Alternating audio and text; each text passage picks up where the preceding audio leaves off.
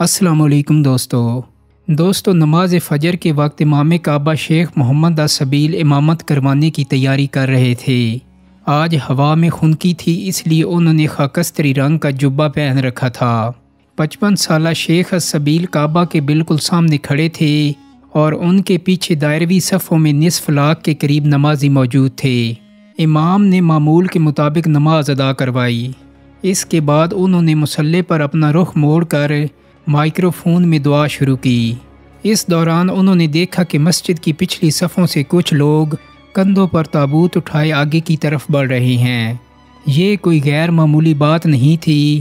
حج ابھی 20 دن پہلے ختم ہوا تھا اور ابھی لاکھوں حاجی مکہ میں موجود تھے۔ ان میں سے جو بھی فوت ہو جائے اس کے لواحقین کی کوشش ہوتی تھی کہ نماز جنازہ مسجد الحرام میں امام کعبہ کی امامت ہی میں ادا ہو۔ عیسوی کیلنڈر کے مطابق یہ 20 نومبر 1979 کی بات ہے۔ ہجری کیلنڈر کے تحت اس دن نہ صرف سال کا پہلا دن تھا بلکہ نئی صدی کا بھی پہلا دن تھا، یعنی 1400 ہجری کا آغاز ہو گیا تھا۔ شیخ السبیل نے دعا جاری رکھی، لیکن سروں پر سرخ دھاری دار صافے باندھے یہ لوگ انہی کی طرف بڑھتے گئے، حتیٰ کہ بالکل قریب پہنچ گئے۔ ان کے آگے آگے میلے کچیلے کپڑوں میں ملبوس الجھی ہوئی داڑھی والا ایک آدمی تھا۔ اس نے امام کعبہ کو ایک طرف دھکیل کر ان سے مائک چھین لیا اور مائک اپنے منہ کے قریب لا کر عربی میں پوری طاقت سے چیخا، برادران اسلام اللہ اکبر، مہدی کا ظہور ہو گیا ہے۔ اس دوران اس کے ساتھیوں نے اپنے تابوتوں میں چھپی کلاشنکوفیں نکال کر لہرائیں اور جوابی نعرے لگانے شروع کر دیے، مہدی کا ظہور ہو گیا ہے۔ 50,000 نمازی پھٹی آنکھوں اور کھلے منہ سے یہ سارا منظر دیکھ رہے تھے۔ ان کی سمجھ میں نہیں آ رہا تھا کہ یہ ہو کیا رہا ہے۔ اسی دوران مسجد الحرام کے در و دیوار فائرنگ کی آواز سے گونج اٹھے۔ سیکورٹی پر مامور پولیس اہلکاروں نے مزاحمت کی کوشش کی تھی، جن پر ان جنگجوؤں نے گولی چلا دی۔ پولیس والوں کے پاس کوئی اسلحہ نہیں تھا بلکہ صرف ڈنڈے تھے، اس لیے وہ بلا مزاحمت مارے گئے۔ مسجد کے سین میں سپاہیوں کا خون بہنے لگا۔ گنبدوں اور میناروں پر بسیرا کرنے والے ہزاروں کبوتر بھی بے چین ہو کر ادھر ادھر اڑنے لگے۔ یہ کوئی معمولی بات نہیں تھی۔ اسلامی عقائد کی روح سے خانہ کعبہ کی حدود میں کسی قسم کے تشدد کی شدید ممانعت ہے، حتیٰ کہ وہاں کسی جانور کو بھی نقصان نہیں پہنچایا جا سکتا۔ اس لیے نمازی دہشت کے عالم میں اپنی اپنی جگہوں پر جمے باغیوں کی کارروائی دیکھتے رہے۔ باغیوں کی تعداد 400 کے قریب تھی اور ان میں عورتیں اور بچے بھی شامل تھے، بلکہ کچھ سیاہ فام امریکی مسلمان بھی تھے۔ ان کے کمانڈر جنہوں نے امام السبیل سے مائک چھینا تھا، وہ فوجی ڈسپلن سے اپنے ساتھیوں کو ہدایت دینے لگے۔ جنگجو مسجد کے طول و عرض میں پھیل گئے۔ ان میں سے کچھ نے مسجد کے 292 فٹ اونچے میناروں پر چڑھ کر وہاں مشین گنیں نصب کر لیں۔ دوسروں نے مسجد کی دوسری منزل پر کھڑکیوں کے آس پاس پوزیشنیں سنبھال لیں۔ اسی دوران سرگنا نے نمازیوں کو حکم دیا کہ صحن میں پڑے ہزاروں قالینوں کو گول طے کر کے دروازوں کے پیچھے لگا دیں تاکہ باہر سے کوئی زبردستی اندر نہ آ سکے۔ دوسروں کو اسلحے کی نوک پر حکم دیا گیا کہ وہ میناروں پر چڑھ کر نشانچیوں کو پانی، اسلحہ اور دوسرا سامان پہنچائیں۔ کمانڈر کے انداز سے صاف ظاہر ہوتا تھا کہ وہ لمبے مقابلے کی تیاری کر رہے ہیں۔ یہ کمانڈر 43 سالہ جیمان تھا۔ جہمان بن محمد بن سیف التیبی 1930 کی دہائی میں نجد کے علاقے میں پیدا ہوا تھا۔ کہا جاتا ہے کہ وہ بچپن میں بہت بد مزاج تھا اور بہت رویا کرتا تھا، اس لیے اس کا نام جہمان رکھ دیا گیا، جس کا مطلب ہے منہ بگاڑنے والا۔ جہمان نے پرائمری ہی میں اسکول چھوڑ دیا تھا اور اس کے بعد کبھی تعلیم مکمل نہ کر سکا۔ کچھ لوگوں کے مطابق اسے لکھنا بھی نہیں آتا تھا، بلکہ وہ کلاسیکی عربی بھی اچھی طرح نہیں جانتا تھا۔ اس نے نیم فوجی ادارے نیشنل گارڈ میں شمولیت اختیار کی اور 18 سال تک اس کا ملازم رہا، لیکن اس کے ذہن میں کچھ اور چل رہا تھا، اس لیے وہ نوکری چھوڑ کر مدینہ آ گیا، جہاں اس وقت کئی مذہبی خیال پروان چڑھ رہے تھے۔ جہمان کی مدینہ آمد سے چند سال پہلے معروف شامی عالم دین محمد ناصر الدین البانی یونیورسٹی آف مدینہ میں حدیث کی تعلیم دیا کرتے تھے۔ ان کے نظریات سے متاثر ہو کر مدینہ کے نوجوانوں نے الجماع السلفیہ المحتسبہ نامی ایک تنظیم قائم کر لی۔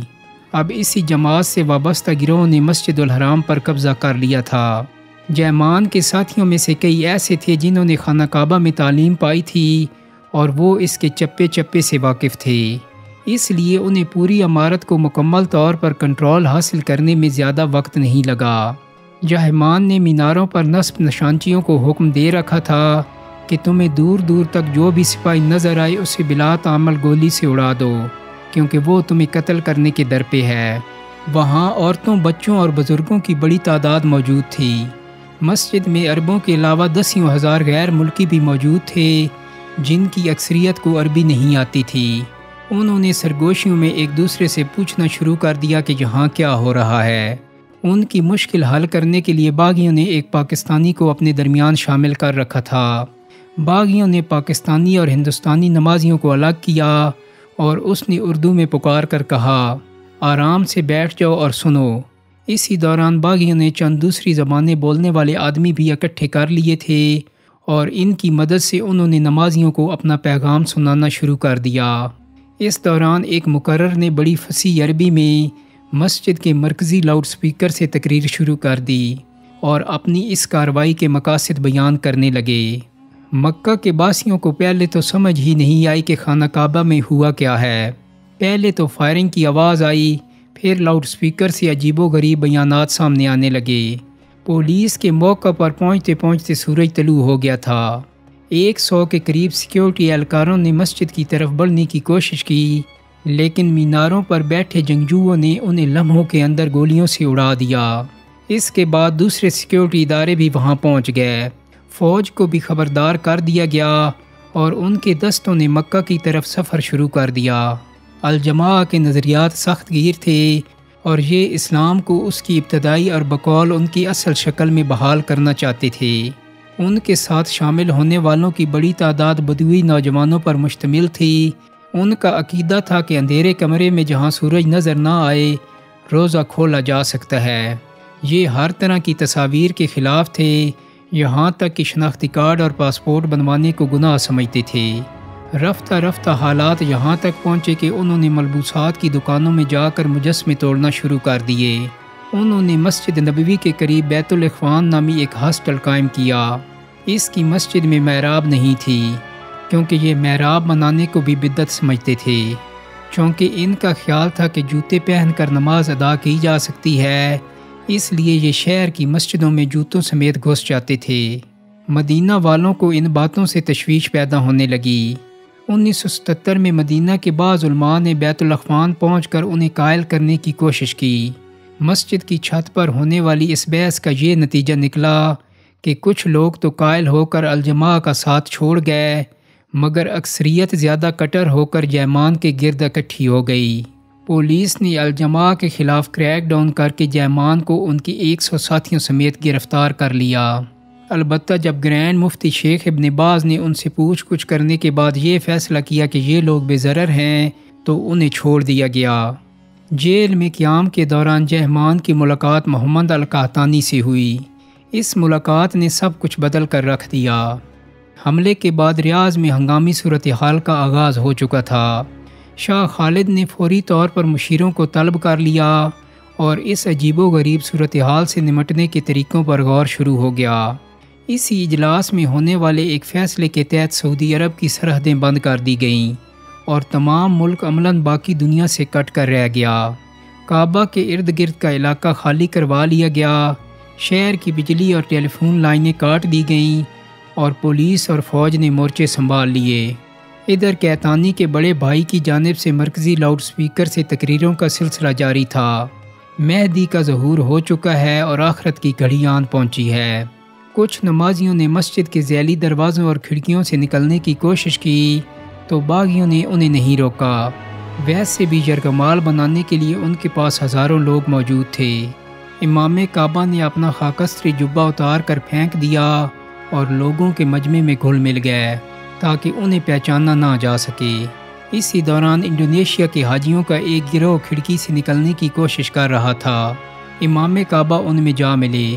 جنگجوؤں نے انہیں دیکھا مگر روکنے کی کوشش نہ کی اور یوں امام کعبہ وہیں سے صحیح سلامت نکلنے میں کامیاب ہو گئے۔ جوں جوں دن نکلتا جا رہا تھا اس واقعہ کی سنگینی کھل کر سامنے آ رہی تھی اور ساتھ ہی دھاگے الجھتے جا رہے تھے۔ ایک تو یہ معلوم نہیں تھا کہ باغیوں کی کل تعداد کتنی ہے، ان کے پاس کس قسم کا اسلحہ ہے، خوراک کتنی ہے، اور یہ کہ مسجد میں کتنے یرغمالی موجود ہیں۔ دوسرا بڑا مسئلہ یہ تھا کہ ان لوگوں سے خانہ کعبہ خالی کروانا آسان نہیں تھا، کیونکہ اس مقصد کے لیے وہاں مسلح کارروائی کرنا پڑتی، جو کوئی معمولی بات نہیں تھی۔ وہاں پودا تک اکھاڑنے کی اجازت نہیں تھی، اور یہ ممانعت ایام جاہلیہ سے چلی آ رہی تھی۔ جنگجوؤں کے خلاف کسی قسم کی کارروائی سے قبل علماء سے اجازت لینا ضروری تھا۔ حکمرانوں کو خدشہ تھا کہ اگر وہاں قتل و غارت ہوئی تو کہیں ان عوام اور مذہبی طبقے کے غیظ کا سامنا نہ کرنا پڑے۔ سپاہیوں کے ذہنوں میں غبار تھا کہ اگر وہ کعبہ پر قبضہ کرنے والوں سے لڑتے ہوئے مارے گئے تو اس کے بدلے انہیں جنت ملے گی یا کعبے کا تقدس پامال کرنے کی عوض جہنم۔ آخر شاہ خالد شیخ عبدالعزیز بن باز سے ملے۔ شیخ کی عمر اس وقت 70 برس تھی اور وہ بینائی سے محروم ہو چکے تھے۔ شیخ مشکل میں تھے کہ ایک طرف تو وہ خود بعض کٹر نظریات کے حامل تھے، وہ سائنس کے خلاف تھے اور ان کا خیال تھا کہ زمین سورج کے گرد نہیں بلکہ سورج زمین کے گرد گردش کرتا ہے۔ ابھی چند ماہ قبل امریکی خلاباز چاند پر اترے تھے، شیخ اس کو بھی جھوٹ سمجھتے تھے۔ دوسری الجھن یہ تھی کہ جہمان شیخ ابن باز کے شاگرد رہ چکے تھے اور 1 سال پہلے شیخ نے ان کے بے ضرر ہونے کی گواہی دے کر انہیں جیل سے چھڑوایا تھا۔ ادھر امام کعبہ شیخ السبیل بھی باغیوں کے چنگل سے نکل کر آ گئے تھے اور علماء کی کمیٹی میں شامل ہو گئے تھے۔ انہوں نے دوسرے علماء کے ساتھ فتویٰ دے دیا کہ خانہ کعبہ کو چھڑوانے کے لیے فوجی کارروائی جائز ہے۔ جہمان کو 1978 میں احساس ہوا کہ اسلام میں مہدیت کے بارے میں جو بشارتیں موجود ہیں، القحطانی ان میں سے کئی پر پورا اترتے تھے۔ قحطانی کا اصل نام محمد تھا، والد کا نام عبداللہ اور ان کا تعلق حجاز کے شمال میں واقع علاقے نجد سے تھا، اور وہ پیغمبر اسلام کے خاندان سے تھے، یعنی سید تھے۔ مختلف روایتوں میں مہدی کی اس قسم کی علامتیں بتائی گئی ہیں۔ 1978 کے اواخر میں جہمان نے دعویٰ کیا کہ اسے خواب میں بشارت ہوئی ہے کہ مہدی کا ظہور ہو چکا ہے اور وہ مہدی محمد قحطانی ہیں۔ اس نے قحطانی کی بہن سے شادی بھی کر لی۔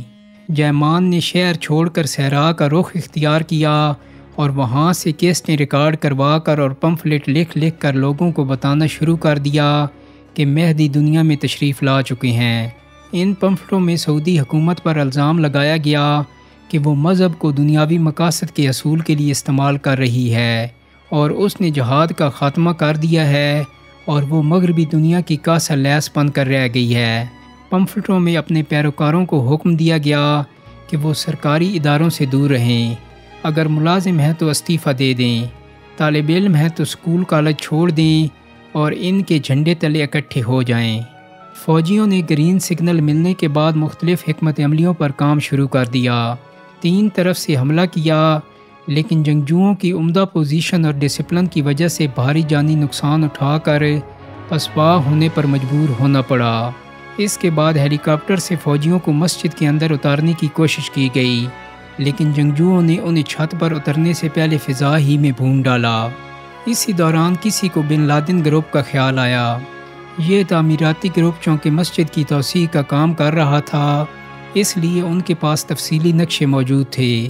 اسامہ بن لادن کے بڑے بھائی سالم بن لادن نے مسجد کے بارے میں معلومات فراہم کرنے میں اہم کردار ادا کیا۔ اب معاملے کی سنگینی کھل کر سامنے آئی۔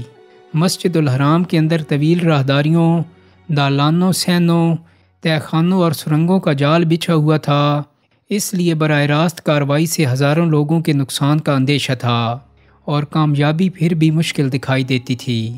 ادھر جہمان اور ان کے ساتھیوں کی جانب سے مسجد کے لاؤڈ سپیکروں سے تقریروں کا سلسلہ جاری تھا۔ اب انہوں نے اپنے مطالبات پیش کرنا شروع کر دیے تھے، جن کا لب لباب یہ تھا کہ مغربی ملکوں سے رابطے توڑ دیے جائیں، حکومت کا تختہ الٹ دیا جائے، امریکہ کو تیل کی فراہمی روک دی جائے اور تمام غیر ملکیوں کو ملک سے نکال دیا جائے۔ چوتھے روز سیکورٹی فورس کے اہلکار مسجد کی کچھ دیواروں میں سوراخ کر کے اندر گھس گئے اور چند حصوں پر کنٹرول حاصل کر لیا، لیکن یرغمالیوں کی بڑی تعداد اب بھی جنگجوؤں کے قبضے میں تھی۔ باغی عورتیں اپنے مردہ ساتھیوں کے چہرے مسح کر دیتی تھیں تاکہ ان کی شناخت نہ ہو سکے۔ اسی دوران مبینہ امام مہدی قحطانی بھی مارے گئے اور ان کی لاش اس حالت میں سیکیورٹی حکام کے قبضے میں آ گئی کہ چہرہ سلامت رہ گیا تھا۔ اس سے بعض جنگجو سکتے میں آ گئے، اگر امام مہدی مارے گئے ہیں تو دنیا پر غلبہ کون پائے گا اور بقیہ بشارتیں کیسے پوری ہوں گی؟ البتہ جہمان نے سر توڑ کوشش کی کہ قحطانی کی موت کی خبر کو کسی نہ کسی طرح دبا دیا جائے، مگر وہ ناکام رہا۔ ادھر فوجی دماغ سر جوڑے بیٹھے تھے کہ باغیوں سے خانہ خدا کو کس طرح آزاد کروایا جائے۔ کسی نے منصوبہ پیش کیا کہ سرنگوں میں پانی چھوڑ دیا جائے اور پھر اس پانی میں بجلی چھوڑ دی جائے۔ دوستو، دلچسپ بات یہ ہے کہ پاکستان میں بہت سے لوگ سمجھتے ہیں کہ اس منصوبے پر عمل ہوا تھا اور اسی طریقے سے باغیوں پر قابو پایا گیا تھا، لیکن حقیقت یہ ہے کہ یہ پلان رد ہو گیا تھا، کیونکہ ایک تو مکہ میں اتنا پانی ہی نہیں تھا کہ دنیا کی سب سے بڑی مسجد کو بھر سکے، جس کے وسیع و عریض رقبے کے علاوہ وہاں سرنگوں کی بھی بہتات تھی۔ دوسرا، اس میں حملہ آوروں کے علاوہ یرغمالیوں کی بھی بڑے پیمانے پر ہلاکتوں کا اندیشہ تھا۔ سعودی سیکیورٹی چیف ترکی الفیصل نے اس موقع پر کہا تھا کہ خانہ کعبہ کو بھرنے کے لیے بحیرہ احمر بھی ناکافی ہوگا۔ جب سعودی حکام عاجز آ گئے تو انہوں نے فیصلہ کیا کہ بیرونی مدد حاصل کی جائے۔ اس وقت امریکی CIA کے کمانڈوز سعودی سپاہیوں کو تربیت دے رہے تھے، لیکن صورتحال کی نزاکت کے پیش نظر فیصلہ کیا گیا کہ اس موقع پر امریکہ کے ملوث ہونے کے سیاسی اثرات پڑیں گے، اس لیے نگاہ انتخاب نسبتاً نیوٹرل ملک فرانس پر پڑی۔ اس وقت فرانسیسی سیکرٹ سروس کے سربراہ کاؤنٹ کلاڈو الیگزینڈر دی ماریشے تھے۔ فرانسیسی حکومت کے ذریعے ان سے رابطہ کیا گیا تو انہوں نے تجویز پیش کی کہ کعبہ کے اندر گیس چھوڑ دی جائے، جس سے باغی اور یرغمالی دونوں بے ہوش ہو جائیں گے اور یوں حملہ آوروں پر آسانی سے قابو پایا جا سکتا ہے۔ اس مقصد کی خاطر فرانسیسی خفیہ ادارے GIGN کے 3 کمانڈوز کو ہنگامی بنیادوں پر سعودی عرب روانہ کیا گیا، لیکن یہاں ایک مسئلہ درپیش تھا کہ سعودی قانون کی روح سے حجاز کی حدود میں کوئی غیر مسلم داخل نہیں ہو سکتا۔ چنانچہ پہلے ان تینوں کو عارضی طور پر کلمہ پڑھایا گیا اور پھر مکہ پہنچا دیا گیا۔ انہوں نے اپنا کام فوراً شروع کر دیا۔ مسجد کی وسعت کا معاملہ پھر آڑے آیا۔ اس میں دالانوں، سینوں اور راہداریوں کی کثرت تھی، جن میں سے اکثر حصے کھلے تھے، اس لیے گیس کا خاطر خواہ اثر نہیں ہوا۔ لیکن اسی دوران سعودی حکام نے دوسرا آپریشن شروع کر رکھا تھا۔ جو ہی گیس داخل کی گئی، اس کے ساتھ ہی ماسک پہنے ہوئے سپاہیوں نے مسجد کی دیوار میں سوراخ کر لیے اور وہاں سے اندر گرنیڈ پھینکنا شروع کر دیے، جس سے بہت سے یرغمالی بھی ہلاک ہو گئے۔ اس وقت تک محاصرے کو 14 دن گزر چکے تھے۔ باغیوں کا اسلحہ، خوراک اور ہمت ختم ہو چکے تھے، اوپر سے مبینہ امام مہدی بھی مارے جا چکے تھے۔ اس لیے بچے کھچے باغیوں نے 4 دسمبر کو اپنے آپ کو حکام کے حوالے کر دیا۔ ان میں جیمان بھی شامل تھا، جس کی حالت ابتر ہو چکی تھی۔ سعودی انٹیلیجنس کے سربراہ شہزادہ ترکی الفیصل انہیں دیکھنے ہسپتال گئے تو انہوں نے شہزادے کا ہاتھ تھام لیا۔ شاہ خالد سے کہو مجھے معاف کر دیں، میں آئندہ ایسا کوئی کام نہیں کروں گا۔ تاہم اس کی یہ درخواست قبول نہیں ہوئی اور اگلے چند دنوں میں جیمان کو اس کے 62 ساتھیوں سمیت سرعام سزائے موت دے دی گئی اور یوں اس واقعہ کا خاتمہ ہوا۔ اس دوران کتنی ہلاکتیں ہوئی، مختلف لوگ مختلف تعداد بتاتے ہیں۔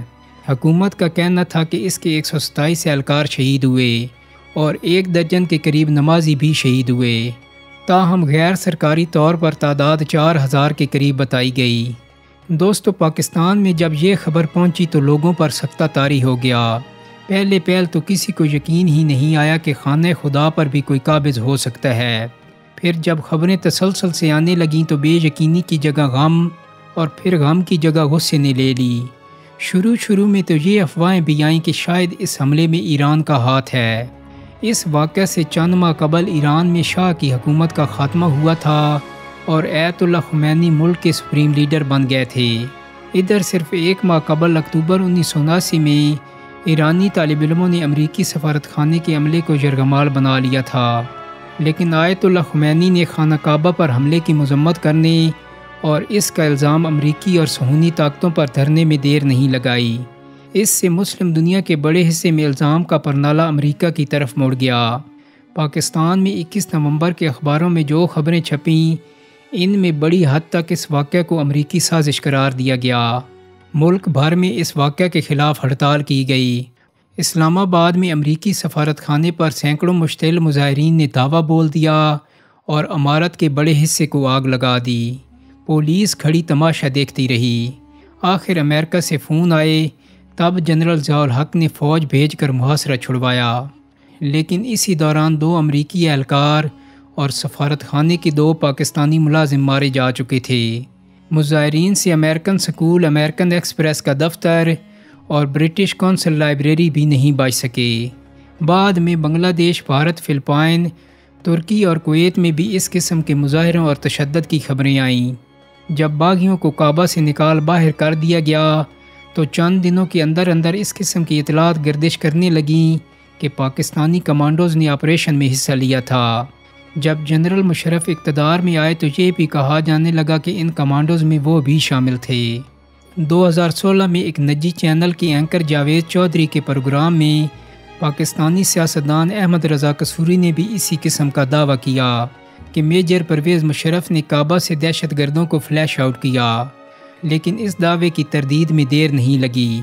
چند منٹوں کے اندر اندر اسی پروگرام کے دوران بریگیڈیئر جاوید حسین نے فون کر کے کہا کہ یہ بات بالکل غلط ہے اور پاکستانی کمانڈوز اس کارروائی میں شامل نہیں تھے، اور ویسے بھی اگر پرویز مشرف نے اس کارروائی میں حصہ لیا ہوتا تو وہ اس کا ذکر اپنی آپ بیتی ان دا لائن آف فائر میں ضرور کرتے۔